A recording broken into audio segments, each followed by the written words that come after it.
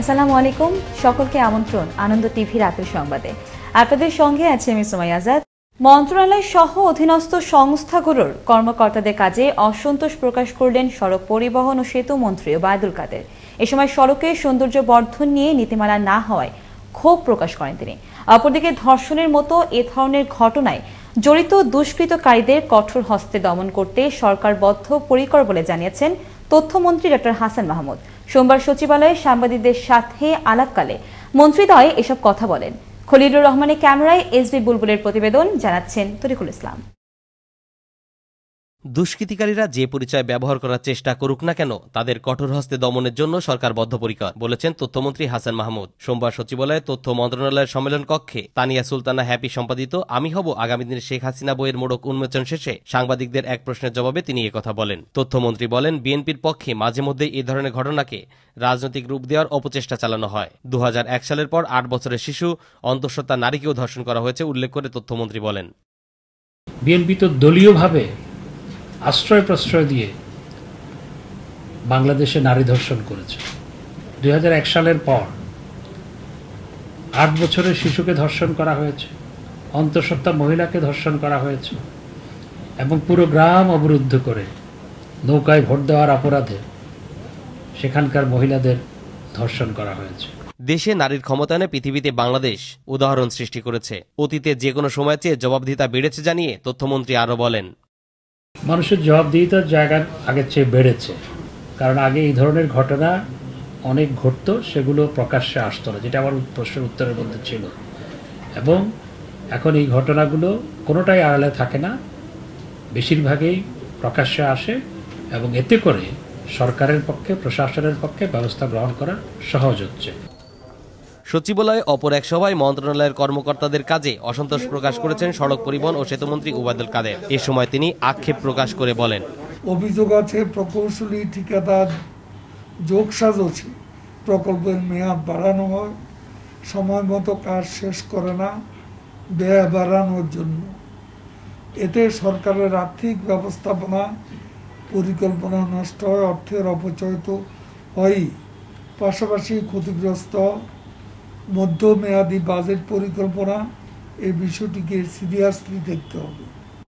সোমবার সচিবালয়ে সড়ক পরিবহন ও মহাসড়ক বিভাগের কর্মকর্তা এবং দপ্তর প্রধানদের সঙ্গে উন্নয়ন কার্যক্রম পর্যালোচনা সভায় এসব কথা বলেন মন্ত্রী। তিনি সকল পর্যায়ে জবাবদিহিতা নিশ্চিত করার তাগিদ দেন। তরিকুল ইসলাম, আনন্দ টিভি, নিউজ ডেস্ক। নোয়াখালীর বেগমগঞ্জের একলাসপুরে এক নারীকে মধ্যযুগীয় কায়দায় নির্যাতন ও শ্লীলতার হানির চেষ্টা এবং কুপ্রস্তাবে রাজি না হওয়ায় বস্ত্রহীন ভিডিও চিত্র মোবাইলে ধারণ করে সামাজিক যোগাযোগ মাধ্যমে ভাইরাল করে একদল যুবক।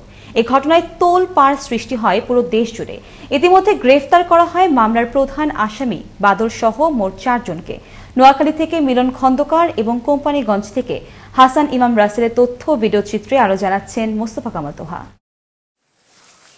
নোয়াখালীর বেগমগঞ্জের একলাসপুরের 9 নং ওয়ার্ডে ভুক্তভোগী গৃহবধূকে বিভিন্ন সময় কুপ্রস্তাব দিয়ে সাড়া না পেয়ে সেপ্টেম্বর মাসের 2 তারিখে রাতে তারই ঘরে ঢুকে তাকে বিবস্ত্র ও নির্যাতন করে ভিডিও করে পুনরায় কুপ্রস্তাব দিয়ে ভিডিও ভাইরাল করার হুমকি দেয় একদল সন্ত্রাসী। তাদের প্রস্তাবে রাজি না হওয়ায় ক্ষিপ্ত হয়ে অপরাধীরা তার ভিডিও ফেসবুক ও সামাজিক যোগাযোগ মাধ্যমে ভাইরাল করে। এ ঘটনায় 9 জনকে আসামি করে ইতিমধ্যে বেগমগঞ্জ থানায় দায়ের করা হয়েছে একটি মামলা। ঘটনার 32 দিন পর 4 অক্টোবর দুপুরে ফেসবুকে একটি ভিডিও ভাইরাল হয়।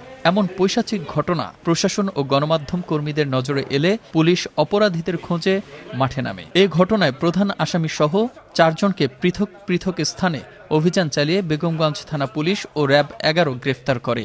সোমবার সকালে মামলার প্রধান আসামি বাদলকে ঢাকা থেকে ও স্থানীয় দুর্ধর্ষ দেলোয়ার বাহিনীর প্রধান দেলোয়ারকে নারায়ণগঞ্জ থেকে আটক করে র্যাব 11। বাড়িতে কেউ না থাকার সুযোগেই কুপ্রস্তাব দেওয়ার সাহস করে এ সকল সন্ত্রাসীরা, এমনটাই জানালেন ভুক্তভোগীর ভাই জামাল মিয়া। পুলিশ জামাই বাড়িতে আইসে বাইরে ছেলেমেয়ে আসি তাদেরকে নির্যাতন করছে। ঘটনার বর্ণনা দিলেন ভুক্তভোগী নারীর মা সাথী আক্তার। আমার দুলাবারে কি করছে, কিছু কিছু ছেলেরা 2 হাত ধরে রেখেছে আর বসাইতেছে, আর বাকিটা আমার আপুর উপর হামলা করছে। আর ভুক্তভোগীর পিতার সাথে কথা হলে বৃদ্ধ পিতা নিরুপায় হয়ে নির্যাতনের নির্মম পরিহাসের কথা মনে করে ধরে রাখতে পারলেন না চোখের পানি।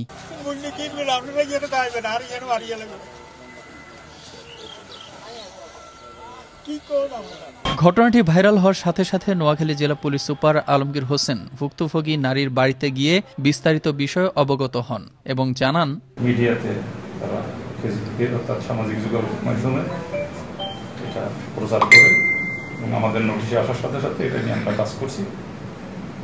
ভিকটিমের তথ্য মতে এখন এজাহার রেকর্ড হবে এবং পরবর্তীতে আইনগত যে ব্যবস্থা সেগুলো আমরা যথাযথভাবে এবং এটা পুলিশ সর্বোচ্চ গুরুত্ব দিয়ে এটা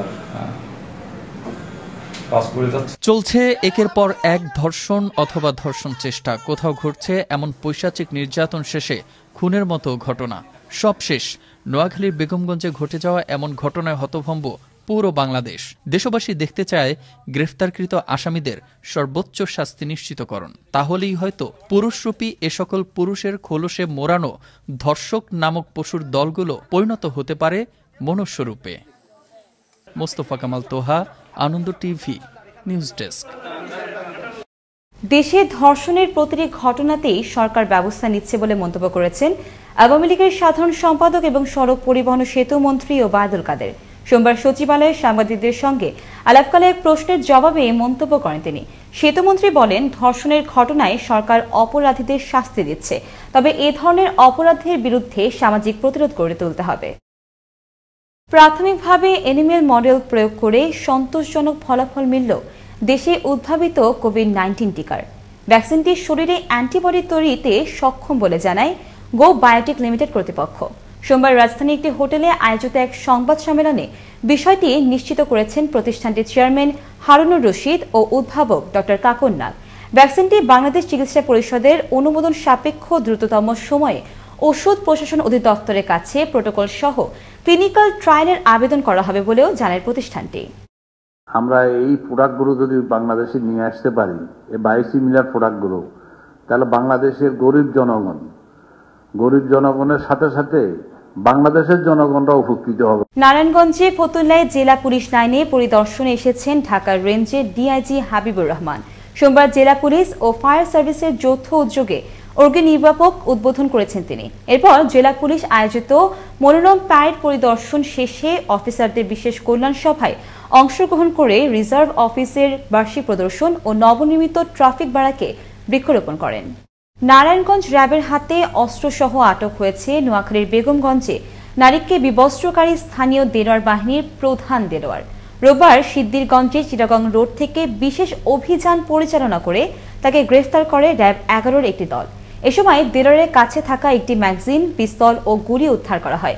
পরে তার দেয়া তথ্যের ভিত্তিতে এই ঘটনায় দায়ের করা মামলার প্রধান আসামি দেলোয়ার বাহিনীর অন্যতম বাদলকেও গ্রেফতার করে র্যাব। বরিশাল শেরেবাংলা চিকিৎসা মহাবিদ্যালয় হাসপাতালে অভিযান চালিয়ে 7 দালালকে গ্রেফতার করেছে নগর গোয়েন্দা পুলিশ। সোমবার ডিবির একটি দল হাসপাতালের বহির্বিভাগে অভিযান পরিচালনা করে। নগর গোয়েন্দা পুলিশের সহকারী কমিশনার নরেশ চন্দ্র কর্মকার বলেন, শেরেবাংলা হাসপাতালে চিকিৎসা নিতে আসা রোগী ও তাদের স্বজনরা দালালের হাতে নানান ধরনের হয়রানির শিকার হন। এই অভিযোগের ভিত্তিতে 7 দালালকে গ্রেফতার করা হয়। জামালপুরে 3 সন্তানের জননী ফাতেমা বেগমকে ধারালো অস্ত্র দিয়ে হত্যা করে পালিয়েছে স্বামী। শহরের কম্পপুর এলাকায় ঘটনা ঘটে। জামালপুর সদর থানার ভারপ্রাপ্ত কর্মকর্তা সালিমুজ্জামান ঘটনার সত্যতা স্বীকার করে জানায়, পারিবারিক কলহের জের ধরে হত্যাকাণ্ড হতে পারে বলে প্রাথমিক ধারণা করা হচ্ছে। রোববার রাতে চুয়াডাঙ্গার দামুড়হুদা উপজেলার গোবিন্দপুর গ্রামে স্বামী স্ত্রী দুজনকেই গলা কেটে হত্যা করল একদল দুর্বৃত্তরা। এ ঘটনায় তালাকপ্রাপ্ত দ্বিতীয় স্ত্রী ফেরদৌসী খাতুন সহ 5 জনকে আটক করে পুলিশ। চুয়াডাঙ্গা থেকে সোহেল সজীবের প্রতিবেদন, জানাচ্ছেন ফয়সাল মাহমুদ। রোববার রাতে চুয়াডাঙ্গার দামুড়হুদা উপজেলার গোবিন্দপুর গ্রামে স্বামী স্ত্রী দুজনকেই গলা কেটে হত্যা করল একদল দুর্বৃত্তরা। এই ঘটনায় তালাকপ্রাপ্ত দ্বিতীয় স্ত্রী ফেরদৌসী খাতুন সহ 5 জনকে আটক করে পুলিশ। রোববার রাতেই দামুড়হুদা উপজেলার গোবিন্দপুর গ্রামের বাড়ি থেকে নিহত স্বামী স্ত্রীর মরদেহ উদ্ধার করে পুলিশ। নিহতরা হলেন গোবিন্দপুর গ্রামের ইয়ার আলী ও তার স্ত্রী রোজিনা খাতুন। নিহতদের মরদেহ উদ্ধার করে চুয়াডাঙ্গা সদর হাসপাতাল মর্গে পাঠিয়েছে পুলিশ। গোবিন্দপুর গ্রামের ইয়ার আলী ও তার তৃতীয় স্ত্রী রোজিনা খাতুন গত শনিবার সন্ধ্যায় খাওয়া দাওয়া শেষে নিজ ঘরে ঘুমিয়ে পড়েন। রোববার সকাল থেকে ওই বাড়িতে কাউকে আসা যাওয়া করতে না দেখে ও তাদের কোনো সাড়া শব্দ না পেয়ে প্রতিবেশীদের সন্দেহ হয়। রোববার সন্ধ্যায় জানালা দিয়ে ঘরের ভেতরে স্বামী স্ত্রীর ক্ষত বিক্ষত মরদেহ পড়ে থাকতে দেখে পুলিশে খবর দেয় প্রতিবেশীরা। চিল্লিয়ে গ্রামের লোকজন সব গুছিয়ে এসে দেখছে ওর আব্বা এবং ওর মা জবাই হয়ে পড়ে আছে। এইটুকুনি দেখছি। এরকম ধরনের নেককারজনক ঘটনা যারাই ঘটিয়েছে, তো আমি এলাকার একজন প্রতিনিধি হিসাবে সংশ্লিষ্ট কর্তৃপক্ষের কাছে এর উপযুক্ত বিচার দাবি করি। গ্রামে তো তার কোনো শত্রুই দেখছি আমরা, এখন আল্লাহ মালিক তিনিই জানে যে কোথায় কি হইল। ঘটনাস্থল থেকে রক্তমাখা একটি দেশীয় ধারালো অস্ত্র উদ্ধার করেছে পুলিশ। ঘটনা তদন্তে মাঠে নেমেছে সিআইডি ও পিবিআই। দামুরহুদা মডেল থানার ভারপ্রাপ্ত কর্মকর্তা ওসি আব্দুল খালেক জানান, আমরা আলামতগুলো সংগ্রহ করার পরে লাশ আমরা ময়নাতদন্তের জন্য পাঠিয়ে দেব। তদন্ত চলছে, তদন্ত পর আমাদের বাকি জানানো হবে। আর যেন এমন নেককারজনক ঘটনা না ঘটে সে প্রত্যাশা দেশবাসীর। গ্রেফতারকৃতদের সর্বোচ্চ শাস্তি নিশ্চিত করাই এখন নিহতের স্বজনদের একমাত্র দাবি। ফয়সাল মাহমুদ, আনন্দ টিভি, ন্যাশনাল ডেস্ক। জমিজমা সংক্রান্ত বিরোধের জেরে রাজবাড়ীর বালিয়াকান্দিতে রবিউল ইসলাম নামে এক ব্যক্তিকে কুপিয়ে হত্যা করেছে প্রতিপক্ষ। বালিয়াকান্দি উপজেলার বক্সিয়াবাড়ি গ্রামে এই ঘটনা ঘটে। এই ঘটনায় একই পরিবারের আরো 5 জন আহত হয়েছে। তাদেরকে রাজবাড়ীর সদর হাসপাতালে ভর্তি করা হয়েছে। স্থানীয়রা জানায়, রবিউল ইসলামের সাথে তার চাচাতো ভাই স্থানীয় ইউপি সদস্য সাদ্দামের পরিবারের জমি নিয়ে বিরোধ চলে আসছিল।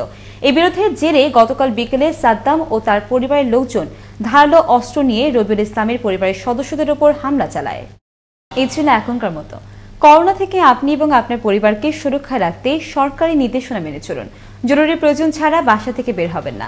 আনন্দ টিভির সর্বশেষ সংবাদ এবং বিনোদন সবার আগে দেখতে www.facebook.com/anandotv BD পেজে যুক্ত হন। ধন্যবাদ সকলকে, শুভরাত্রি।